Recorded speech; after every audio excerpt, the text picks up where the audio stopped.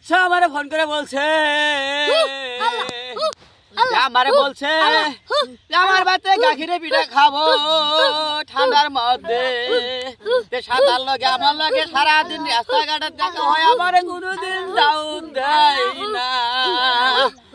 বাজারে যা দেখা হলে কোনো কয় না যে বসে না হ্যাঁ একটু চা খান এই হারামজাদা আমারে বলছে আমার বাড়িতে দুধের পিঠা খাবো ঠিক এই হারামজাদার জন্য আমি আজকে এই কুশল ক্ষেত্রের মধ্যে আমি আজকে সামনে বয়ান দোষী সবাই বেশি বেশি দেখে যাবে আর সবাই লাইক কমেন্ট শেয়ার দিবেন যাতে আমরা আরো বেশি বেশি বানাইতে পারি বা বয়ান করতে পারি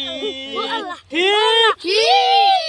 আজকে আমি এই হারামজাদার জন্য আমি আজকে কুশল ক্ষেত্রের মধ্যে আনার সামনে বয়ান ধরছি